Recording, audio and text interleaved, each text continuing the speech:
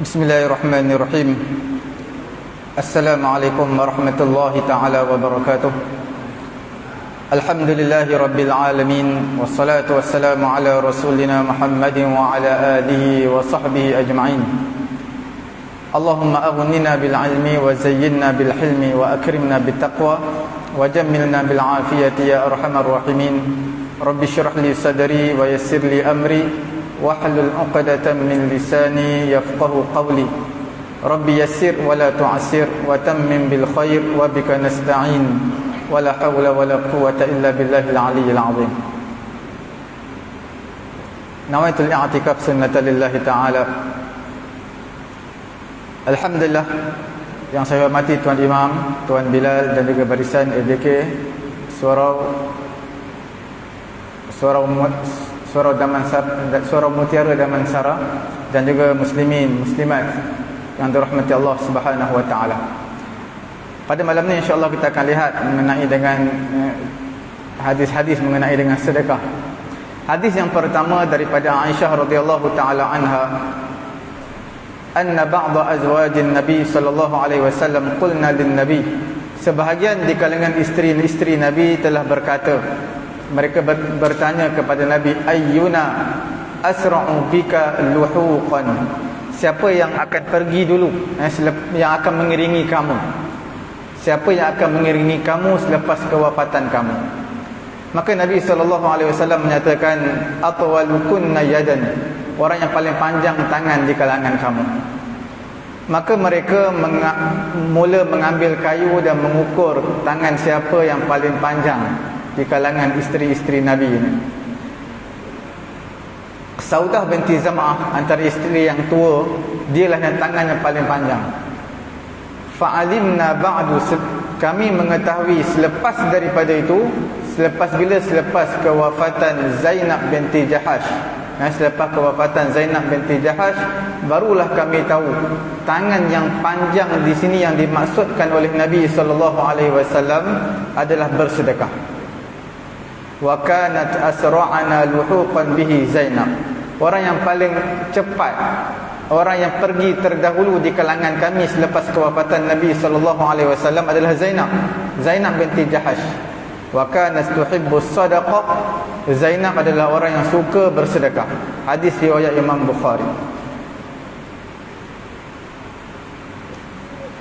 Perkara ini isteri-isteri Nabi tahu adalah selepas daripada kewafatan Zainab, kerana mereka faham dari sudut perkataan ataupun dari sudut hakikat yang dimaksudkan daripada Nabi SAW, tangan yang panjang akan pergi dahulu selepas kewafatan aku. Mereka faham tangan panjang mereka ukur, tapi maksud Nabi adalah sebaliknya, iaitu orang yang banyak bersedekah. Tangan panjang peribahasa dalam bahasa Arab adalah orang yang banyak bersedekah. Berbeza dengan bahasa Melayu, orang yang tangan panjang ni kuat mencuri. Setiap bahasa, setiap negara tu berbeza-beza, peribahasanya, simpulan bahasanya. Culture pun berbeza-beza.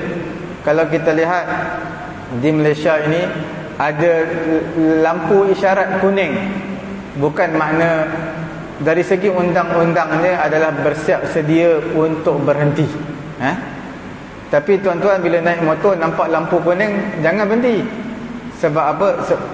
Takut kereta ataupun di belakang kita lori sedang laju, mereka nak kejar kuning tu, boleh tekan minyak lagi.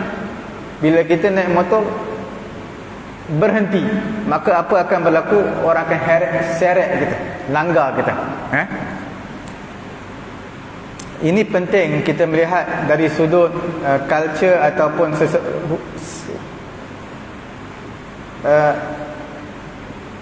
bagaimana budaya di sesebuah tempat. Kalau tuan-tuan pergi di negara Singapura ataupun negara-negara lain lah, yang mana berpegang dengan undang-undang, kuning ni tak boleh jalan ni, dah kena stop, bersiap sedia untuk stop ataupun berhenti. Kalau jalan juga, maka kemungkinan akan dikenakan saman. Begitu juga tuan-tuan bila pergi ke satu negara yang mana mereka patuh kepada undang-undang, bila ada kawasan melintas jalan, tuan-tuan terus lintas, tak perlu tengok dah kereta nak berhenti ke tak. Terus lintas, memang kereta automatik akan berhenti. Tapi bila mana di Malaysia kita, tuan-tuan tak boleh buat macam tu. Bila mana kawasan lalu lintas, pelintas pejalan kaki untuk melintas jalan, walaupun ada signboard tulis, tapi tuan-tuan kena berhenti dulu, tengok kiri kanan dulu. Sebab budaya kita akan laju terus seperti biasa selagi mana tak ada orang lintas jalan. Bukan kereta yang kena berhenti, orang yang melintas jalan kena berhenti. Kalau di sebahagian negara, mereka kereta tu yang kena berhenti, bukan orang yang berhenti. Bukan orang yang berjalan kaki yang berhenti. Peribahasa dalam bahasa Arab, orang yang kuat tidur pada waktu duha adalah orang kaya. Sebab mereka tak perlu kerja dah banyak duit. Dalam bahasa Melayu, orang yang tidur pada waktu pagi, maksudnya orang tu orang yang malas. Sebab apa malas? Waktu pagi orang keluar kerja, tapi dia tidur. Peribahasanya berbeza-beza. Tuan-tuan, puan-puan, muslimin, muslimat dirahmati Allah Subhanahu wa taala. Kita lihat hadis yang kedua. Sebelum kita lihat hadis yang kedua, untuk pengetahuan tuan-tuan, puan-puan, muslimin, muslimat dirahmati Allah Subhanahu wa taala, kita telah pun memasuki bulan Rajab. Bila bulan Rajab ini, apa yang terbayang dalam fikiran kita, sudah hampir untuk kita memasuki bulan puasa. Hanya 2 bulan saja lagi. Bulan Rajab sebulan, bulan Syaban sebulan, kemudian kita akan memasuki bulan yang mulia yang diturunkan Al-Quranul Karim. Syahrul Ramadan alladhi unzila fihi Al-Quran. Bulan Ramadan diturunkan Al-Quran di dalamnya.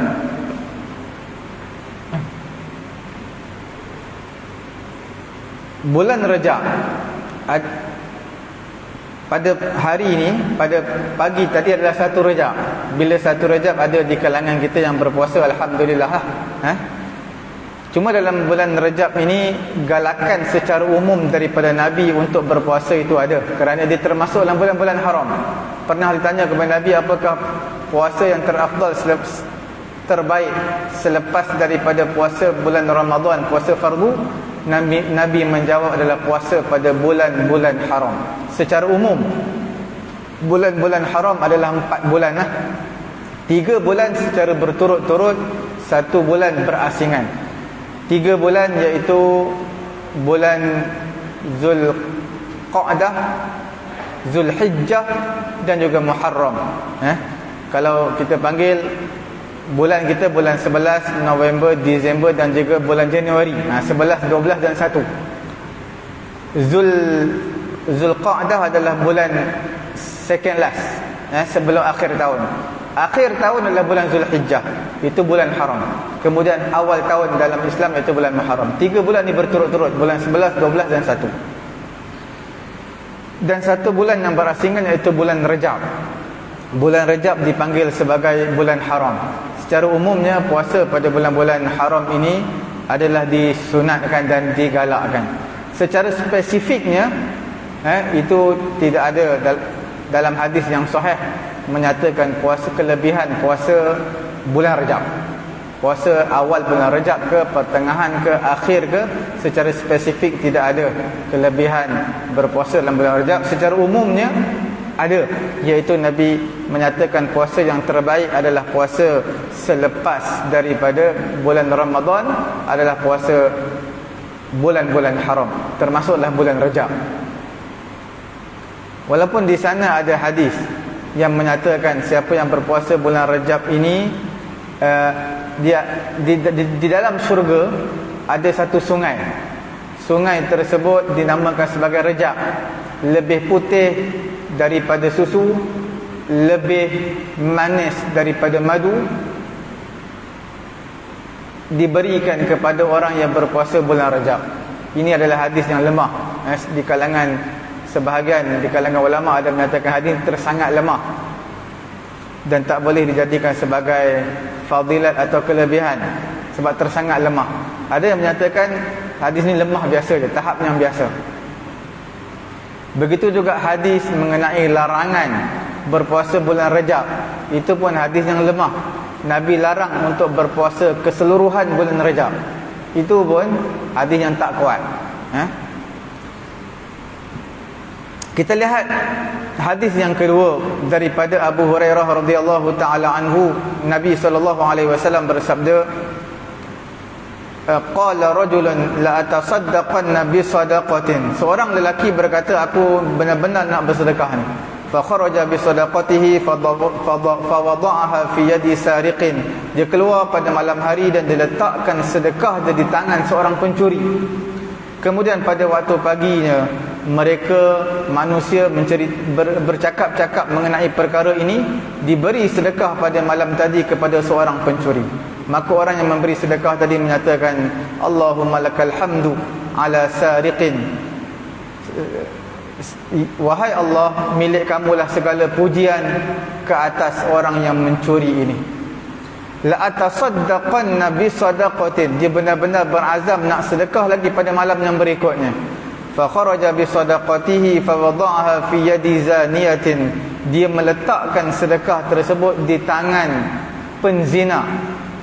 Maka bila keesokan paginya manusia bercerita, bercakap-cakap mengenai perkara ini, diberi sedekah kepada orang yang berzina. Maka dia berdoa kepada Allah, Allahumma lakal hamdu ala zaniyatin. Wahai Allah, segala pujian milik kamu ke atas penzina. La atasaddaqanna bi sadaqatin. Dia berazam pada malam yang ketiga untuk melakukan sedekah. Fa kharaja bi sadaqatin fa wada'aha fi yadi ghaniyyin. Dia keluar bersedekah pada malam yang ketiga, dapat ke tangan orang kaya. Dapat ke tangan orang kaya. Maka keesokan bagi manusia bercakap-cakap mengenai perkara ini, diberi sedekah pada malam tadi kepada seorang kaya. Maka orang yang memberi sedekah ini berdoa, Allahumma lakal hamdu ala sariqin wa zaniyatin wa ghaniyyin. Wahai Allah, segala pujian milik kamu kepada orang yang kepada pencuri, penzina dan juga orang kaya. Fa utiya faqila lahu ama. Maka didatangkan dalam mimpi dia, orang yang bersedekah ini dikatakan kepada dia, adapun sedekah kamu kepada pencuri, mudah-mudahan si pencuri tadi akan berhenti daripada mencuri dia. Sebab dia pun terfikir, aku pencuri pun ada orang sedekah kepada aku. Si penzina tadi, kamu sedekah kepada dia, fala'allaha an tasta'ifa an zinaha. Sedekah kamu itu memberhentikan dia daripada perbuatan yang tidak baik, daripada perbuatan pelacuran. Kerana dia terfikir dalam jahat-jahat dia pun ada orang beri sedekah kepada dia. Adapun sedekah kamu kepada orang kaya, fala'allahu ya'tabir fayunfiqu mimma a'tahu Allah. Maka terdetik di hati dia, ada juga orang nak bagi duit kepada aku, walaupun aku sudah cukup, keperluan aku, kekayaan aku sudah mencukupi. Maka terdetik di hati dia juga untuk memberi sedekah kepada orang lain. Hadis riwayat Imam Bukhari dan juga Imam Muslim. Ini menunjukkan orang yang bersedekah, kita kadang-kadang tak tahu siapa yang kita bersedekah, maka kita bersangka baik dengan Allah Subhanahu wa taala. Mudah-mudahan sedekah kita diterima oleh Allah Subhanahu wa taala. Kita lihat hadis yang berikutnya daripada Abu Hurairah radhiyallahu taala anhu. Nabi SAW masuk berjumpa dengan Bilal. Wa indahu subratun min tamrin. Di sisi dia ada satu longgokan daripada tamar. Maka pada ketika itu Nabi berkata, ma hadza ya Bilal. Wahai Bilal, apa ini wahai Bilal? Banyak sangat tamar ni. Maka Bilal menjawab, syai'un iddakhartuhu lighadin aks. Iaitu makanan, stok makanan yang aku simpan untuk hari esok. Maka Nabi SAW bersabda, ama takhsha an tara lahu ghadan bukharan fi nari jahannam yawmal qiyamah. Anfiq Bilal wala takhsha manzil arshi iqlalan. Nabi memberitahu, Wahai Bilal, tidakkah kamu takut kamu melihat keesokan harinya asap, kamu akan lihat asap di neraka Jahannam pada hari kiamat nanti. Anfiq, infaklah, sedekahlah harta ini wahai Bilal. Jangan kamu takut harta kamu menjadi sedikit. Infak, jangan takut harta kamu menjadi sedikit. Dalam hadis ini adalah satu perintah ila tahsili maqamil kamal, iaitu untuk mendapat darjat yang tinggi dan juga mendapat darjat kesempurnaan. Wa illa faqad jawaza idkharil ma'sanah lil 'iyal. Walaupun tidaklah menjadi masalah untuk menyimpan harta selama setahun, stok makanan ataupun harta, terutama untuk anak dan juga isteri kita. Hadis yang berikutnya daripada Aisyah radhiyallahu taala anha. Aisyah kata kana li Rasulillah sallallahu alaihi wasallam indi fi maradhihi sittatu dananir aw sab'atun. Aisyah kata Nabi sallallahu alaihi wasallam, milik Nabi, harta milik Nabi yang ada di sisi aku ketika Nabi sakit ini ada 6 dinar ataupun 7 dinar sahaja. Fa amarani Rasulullah an ufarriqaha. Nabi perintahkan kepada aku untuk aku bahagikan harta ni, bahagikan harta ini kepada manusia. Fasyaghalani wajhu Rasulillah sallallahu alaihi wasallam, kerana Nabi tak mampu untuk membahagikan harta ini kerana kesakitan yang menimpa Nabi. Thumma sa'alani anha ma fa'alati sittatu aw sab'ah. Kemudian Nabi tanya kepada aku, Aisyah kata, mengenai 6 ataupun 7 dinar tadi, apa yang kamu buat dengan 6 ataupun 7 dinar tadi? Apa jawapan Aisyah? Aisyah menjawab, la wallahi laqad kana syaghalani waj'uka. Aku tak buat apa-apa wahai Rasulullah, kerana aku telah sibuk dengan kesakitan kamu ni, menguruskan kamu dan sebagainya.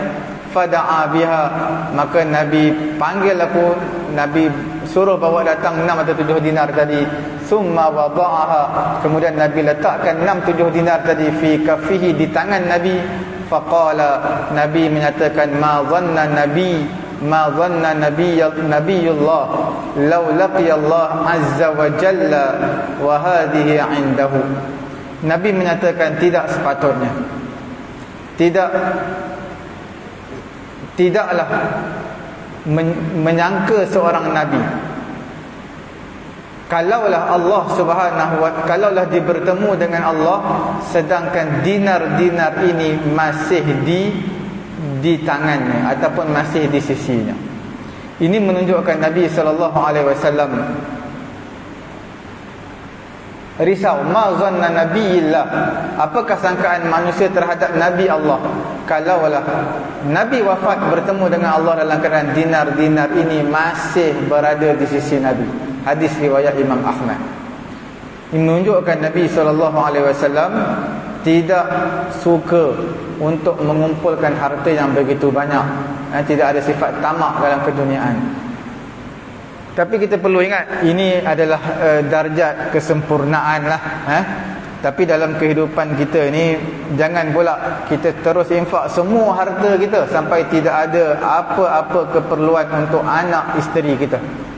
Sedangkan Nabi menyatakan, ketika Nabi menziarahi Sa'ad bin Mu'az, kalau tak salah saya Sa'ad bin Mu'az atau Sa'ad bin Ubadah, ketika mana dia sedang sakit, Sa'ad bin Ubadah kalau tak salah saya, ketika dia sakit, dia nak infakkan semua harta dia. Nabi kata banyak, semua harta tak boleh infak. Dia kata kalau tak boleh pun 1/3 lah. Nabi kata wasulusul kasir, 1/3 pun masih dianggap banyak. Dan Nabi menyatakan kalaulah harta ini diberikan selepas kewafatan kamu, kematian kamu, diberikan kepada anak cucu kamu, kepada waris kamu, tu lebih baik. Lebih baik kamu tinggalkan harta pusaka kepada anak cucu kamu daripada mereka meminta-minta kepada manusia. Iaitu dalam pembahagian harta pusaka juga kita tak boleh dekat nak mati, nak baru nak terdetik nak infak semua harta. Pernah ditanya kepada Nabi, apakah sedekah yang paling afdal? Waktu bila yang terafdal? Nabi kata ketika sihat. Ketika kamu ada angan-angan banyak, nak beli tu nak beli ni, ketika mana kamu rasa bakhil, rasa kedekut, sayang harta, ketika itulah kamu laksanakan, melakukan sedekah.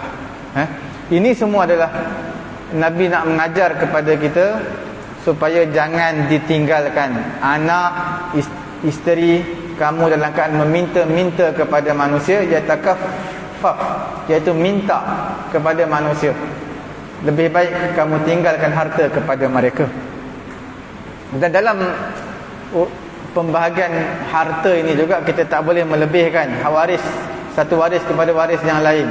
Contohnya seseorang yang mana anak bongsu dia paling banyak jaga dia ketika sakit. Dia kata, aku nak bagilah rumah, kereta ni kepada anak bongsu aku. Tapi dia tak nak harta-harta lain bagi juga kepada waris, tapi anak bongsu dapat lebih. Maka Nabi larang. Tak boleh kita wasiat, tak boleh kita berikan harta lebih, pembahagian harta pusaka ini kepada waris. Kerana setiap waris ada dah bahagian masing-masing. Tak perlu kita nak spesifikkan. Melainkan ketika hidup bolehlah. Ketika hidup kita nak bagi untuk anak ni lebih. Ketika hidup kita nak bagi untuk anak ni lebih. Anak ni kurang sikit, tak apa, tak jadi masalah. Itu dipanggil hibah, bukan wasiat. Bukan juga pembahagian harta pusaka. Kita lihat hadis yang berikutnya.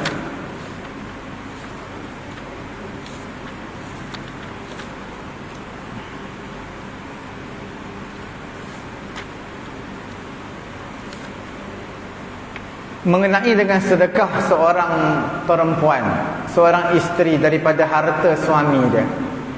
Daripada Aisyah radhiyallahu taala anha, Nabi SAW bersabda, "Idza anfaqatil mar'atu min ta'ami baitiha ghayra mufsidatin kana laha ajruha bima anfaqat wa li zawjiha ajruhu bima kasaba wa lil khazini mithlu dhalik la yanqusu ba'dhuhum ajra ba'din syai'an muttafaqun alaih." Hadis riwayat Imam Al-Bukhari dan juga Imam Muslim. Daripada Aisyah radhiyallahu taala anha, Nabi SAW bersabda, apabila seorang perempuan telah melakukan sedekah daripada makanan rumah dia, yang tidak berlebih-lebihan, maksudnya ada makanan lebih, dia berikan kepada orang yang minta sedekah. Apa jawapan Nabi? Nabi kata, bagi dia pahala sedekah dan juga bagi suami dia ganjaran atas harta yang dia usahakan. Harta yang isteri beri itu adalah daripada nafkah suami. Suami pun dapat atas pemberian nafkah dia, dapat pahala. Isteri dapat pahala atas pemberian sedekah dia. Isteri dapat disebabkan suami dapat atas usaha dia memberi nafkah kepada isteri. Isteri pula mendapat pahala sedekah kepada orang yang memerlukan, dan tidak mengurangkan sebahagian mereka pahala sebahagian yang lain, tidak mengurangkan sedikit pun.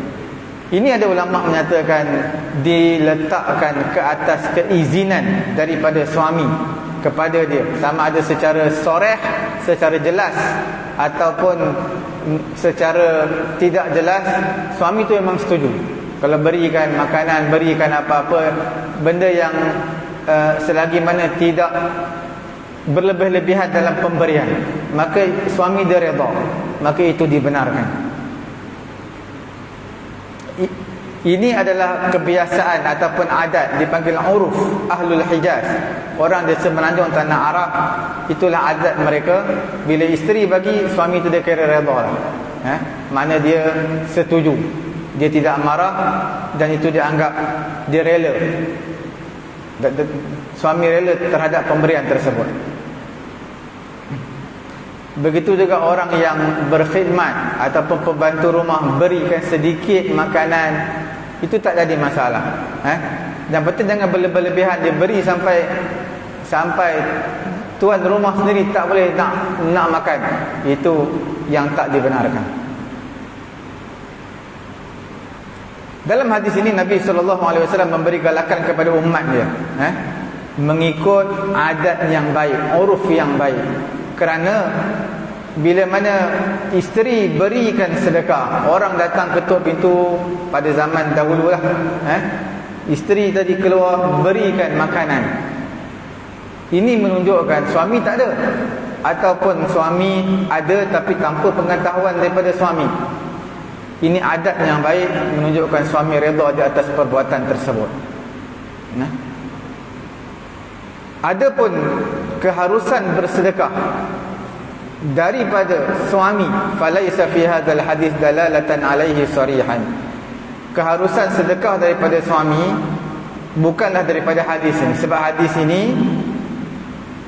menunjukkan isteri bersedekah kepada seseorang tanpa izin suami dia, cuma tak berlebihan. Tapi hadis ini bukanlah menjelaskan tentang keizinan suami. Hadis ini menjelaskan tentang galakan Nabi kepada umatnya untuk bersedekah. Bila isteri bersedekah, suami pun dapat pahala kerana berkait dengan sedekah tersebut.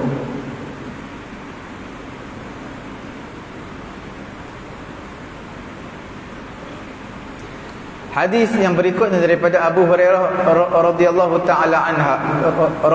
taala anhu, dia berkata Nabi SAW bersabda, "Idza anfaqatil mar'atu," apabila seorang perempuan tu bersedekah, "min kasbi zawjiha," daripada harta suami dia, titik peluh suami dia, "min ghairi amri," tanpa perintah daripada suami, tanpa pengetahuan suami dia, "falaha nisfu ajrih," maka bagi isteri tersebut dapat separuh pahala suami.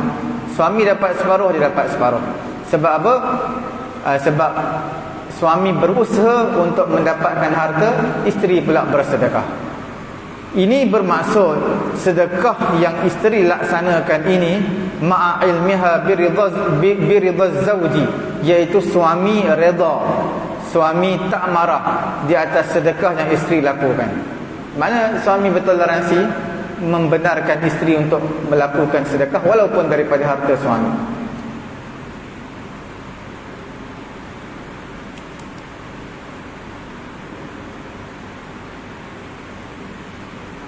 Daripada Aisyah radhiyallahu taala anha, Aisyah kata, "Inna rajulan," seorang lelaki pernah bertanya kepada Nabi sallallahu alaihi wasallam, "Inna ummi uftulitat nafsuha," ibu aku ni telah mati mengejut, mengingati tiba-tiba.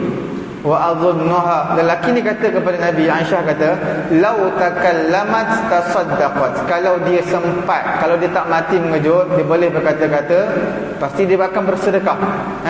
Fahallaha ajrun in tasaddaqtu anha, adakah pahala untuk ibuku sekiranya aku bersedekah untuknya? Maka Nabi SAW menyatakan, "Na'am, ya, pahala akan sampai kepada ibu kamu." Muttafaqun alaih. Hadis riwayat Imam Bukhari juga Imam Muslim. Dalam hadis ini menunjukkan confirm sampai pahala kepada si mati ini adalah daripada sedekah. Sedekah untuk si mati sampai, pahalanya sampai. Doa kepada si mati sampai. Bacaan Quran untuk si mati, ini sebahagian ulama kata sampai, sebahagian di kalangan ulama kata tak sampai. Zikir untuk si mati, sebahagian di kalangan ulama kata sampai, sebahagian di kalangan ulama kata tak sampai. Tapi untuk bersedekah, kita sedekah, kita buat wakaf, niat kepada ayah kita telah meninggal dunia, kepada ibu kita telah meninggal dunia, maka pahala confirm sampai. Berdasarkan hadis daripada Aisyah ini, riwayat Imam Al-Bukhari juga Imam Muslim. Apa-apa sedekah, kita sedekah gula untuk orang berbuka puasa, sebahagian surau bulan Rajab, bulan Syaban ini dah start kutip duit, bukan untuk bulan Ramadan. Bulan Ramadan pun dia kutip juga, untuk tajaan bulan Ramadan buka setiap malam. Tapi dia start dah buat kutipan berbuka puasa untuk puasa sunat bulan Rajab, Isnin dan juga Khamis. Doa kepada si mati pun sampai. Sebab tu kita sembahyang jenazah, doa Allahumma ighfir lahu warhamhu wa'afihi wa'fu anhu. Sebab doa itu adalah sampai kepada si mati. Seterusnya daripada Abi Umamah radhiyallahu taala anhu, dia berkata sami'tu Rasulullah sallallahu alaihi wasallam yaqulu fi khutbatihi 'ama hijjatil wada'. Abi Umamah kata, aku mendengar Nabi sallallahu alaihi wasallam bersabda dalam khutbah Nabi pada tahun Hajjatul Wada'. Nabi menyatakan, la tunfiqu mar'atun syai'an min baiti zawjiha illa biidni zawjiha. Janganlah kamu wahai orang-orang perempuan menginfakkan sesuatu daripada harta suami dia melainkan dengan izin daripada suaminya. Ditanyakan kepada Rasulullah, ya Rasulullah, wahai Rasulullah, walau ta'am, walaupun makanan. Maka Nabi kata, zalika afdalu amwalina. Makanan adalah harta yang paling utama di kalangan kami. Yang paling penting makanan lah. Harta yang paling penting adalah makanan. Sebab makanan ni orang boleh tak bertegur tu sampai setahun, sampai 2 tahun. Contohnya dibuat makanan, dia buat kenduri ke, doa selamat, tak ajak jiran sebelah. Ramai-ramai dia ajak.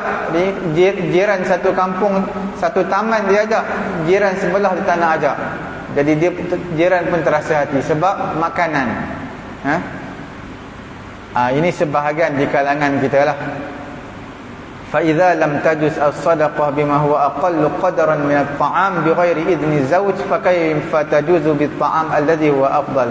Kalaulah sekecil-kecil daripada makanan disedekahkan tanpa izin daripada suami pun tak dibenarkan, bagaimana makanan yang terbaik ataupun harta-harta yang lebih bernilai daripada makanan. Hadis riwayat Imam At-Tirmizi. Daripada Sa'ad, dia berkata, lamma baya'a Rasulullah sallallahu alaihi wasallam an-nisa. Apabila Nabi SAW telah berbaiat dengan wanita, qamat imra'atun jalilah, seorang perempuan yang tinggi telah bangun, ataupun perempuan yang berada karisma lah, dia bangun. Ka'annaha min nisa'i Mudar, seolah-olah perempuan yang bangun tadi di kalangan perempuan kabilah Mudar. Perempuan tadi bertanya, ya Nabi Allah, wahai Rasulullah, inna kullun ala abaina wa abnaina wa azwajina. Inna kallun ni makna berat. Sesungguhnya kami ini berat, ala abaina, ke atas ayah kami, ke atas anak-anak kami dan juga suami-suami kami. Fama yahillu lana min amwalihim, adakah halal bagi kami daripada harta mereka? Kami ni berkeluarga. Kallun ala abaina, bersama dengan ayah kami, bersama dengan anak-anak kami, suami kami. Adakah boleh kalau kita nak ambil daripada harta mereka, harta suami kami ni?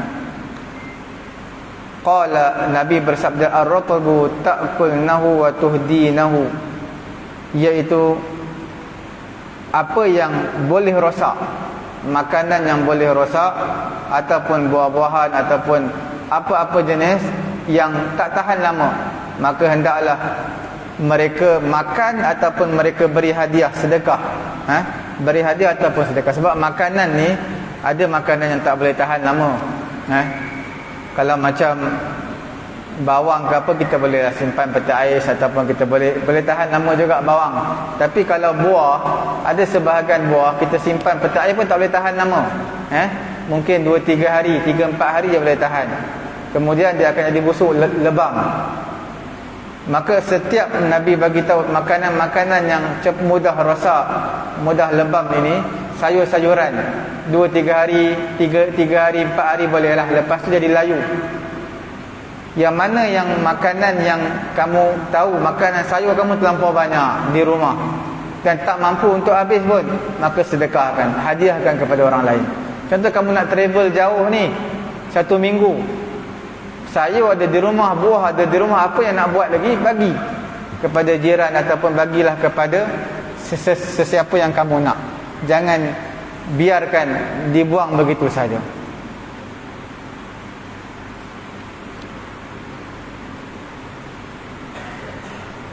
Daripada Umar ibn al-Khattab radhiyallahu taala anhu, Sayyidina Umar kata, hamaltu ala farsin fi sabilillah, aku telah beri satu tunggangan kuda kepada seseorang di jalan Allah Subhanahu wa taala, fa'adha'ahu alladhi kana 'indah, kuda yang ada di sisi aku telah buat hal, dia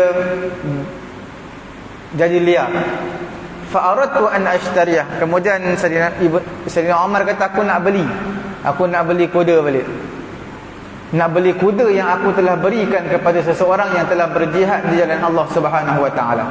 Wa dhanantu, Sayyidina Umar kata, aku menyangka annahu yabi'uhu bi rukhsin, dia akan menjual dengan harga yang murah, sebab aku bagi dia kuda free, mestilah dia bagi kepada aku balik dengan harga yang murah, bukan harga semasa. Fasa'altun Nabi, kemudian aku bertanya kepada Nabi sallallahu alaihi wasallam mengenai perkara ini. Apa jawapan Nabi? Nabi kata, la tashtari, jangan kamu beli. Wala ta'ud fi sadaqatik, jangan kamu kembalikan sedekah kamu, jangan kamu ambil balik sedekah kamu. Wa in a'taqahu bidirhamin, walaupun dia memberikan kepada kamu dengan bayaran 1 dirham. Mana walaupun dia jual kepada kamu barang dia dengan 1 dirham, dengan serendah-rendah harga, jangan kamu beli. Nabi kata, jangan kamu ambil balik sedekah kamu. Larangan ini adakah haram? Sebahagian di kalangan ulama menyatakan membeli orang yang bersedekah, orang yang telah bersedekah, membeli harta sedekah dia balik. Dia dah bagi orang hadiah basikal, dia beli balik basikal dia yang diberi hadiah kepada orang itu. Maka sebahagian ulama menyatakan haram berdasarkan hadis ini, tetapi majoriti di kalangan ulama menyatakan tak haram.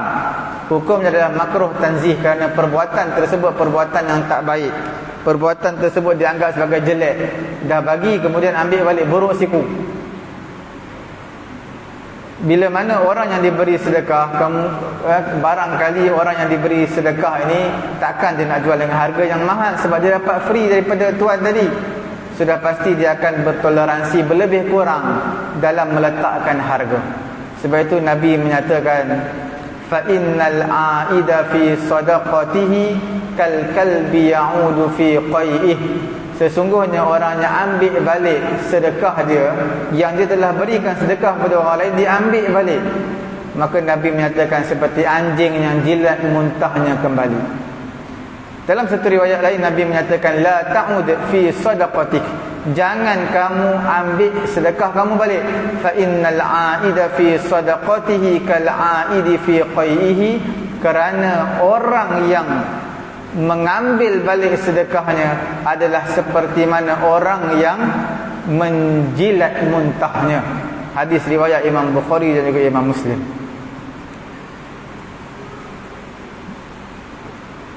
Hadis yang berikutnya daripada Buraidah radhiyallahu taala anhu, dia berkata, kuntu jalisan 'inda Nabi, aku duduk di sisi Nabi sallallahu alaihi wasallam, iz atathum ra'atun, tiba-tiba datang seorang perempuan kepada Nabi. Maka perempuan ini bertanya, ya Rasulullah, wahai Rasulullah, inni tasaddaqtu ala ummi bijariyatin, wahai Rasulullah, aku dah sedekah dah kepada mak aku seorang hamba, aku bagi mak aku seorang hamba, supaya memudahkan urusan masak ke urusan kemas rumah ke, aku bagi hamba perempuan kepada ibu aku. Wa innaha matat, kemudian ibu aku pun mati. Qala wajaba ajruki wa raddaha alaikil miras. Apa jawapan Nabi? Nabi kata, bagi kamu mendapat pahala. Wajaba ajruki, bagi kamu mendapat pahala disebabkan pemberian kamu kepada ibu kamu, pemberian hamba tadi kepada ibu kamu. Wa raddaha alaikal miras, dan juga kamu akan mendapat balik hamba tadi atas dasar harta pusaka, pembahagian harta pusaka. Qalat, maka perempuan tadi bertanya, wahai Rasulullah, innahu kana 'alaiha saumu syahrin, wahai Rasulullah, ibu aku ada tinggal puasa sebulan, afa asumu anha, boleh tak aku puasakan untuk dia? Maka Nabi menyatakan sumi anha, puasalah untuk dia. Qalat, perempuan tadi tanya lagi, innaha lam tahujja qattu, dia tak ada duit nak pergi, dia tak pergi haji lagi wahai Rasulullah. Apa ahujju anha, adakah boleh aku nak menunaikan haji untuknya? Maka Nabi menjawab, na'am hujji anha, boleh, maka tunaikanlah haji untuk ibu kamu yang telah meninggal dunia. Hadis riwayat Imam Muslim. Tuan-tuan muslimin muslimat yang dirahmati Allah Subhanahu wa taala, berdasarkan hadis ini ada perbezaan dengan hadis yang lalu, hadis yang sebelum ini. Bila kita dah berikan hadiah sedekah kepada seseorang, kita membeli balik barang yang kita sedekah dan kita beri hadiah, hukumnya adalah makruh mengikut pendapat majoriti di kalangan ulama. Dalam hadis ini, orang yang telah memberikan satu pemberian kepada ibu dia, dia bagi rumah kepada ibu dia. Bila ibu dia mati, dia dapat harta pusaka rumah tadi. Dia yang bagi kepada mak dia, tapi dapat balik rumah tadi di tangan dia selepas kewafatan ibu dia, atas jalan harta pusaka. Dengan cara yang halal lah. Jadi itu tak jadi masalah. Itu hukum yang tidak makruh. Itu bukan pilihan dia. Majoriti di kalangan ulama menyatakan tidak makruh. Menunaikan haji untuk si mati boleh, menunaikan puasa untuk si mati juga boleh. Cukup sekadar itu dulu pengajian kita pada malam ini. Mudah-mudahan Allah Subhanahu wa taala memberi kefahaman kepada saya dan juga tuan-tuan. Subhanallahumma wa bihamdihi, subhanakallahumma wa bihamdika, asyhadu an la ilaha illa anta, astaghfiruka wa atubu ilaik.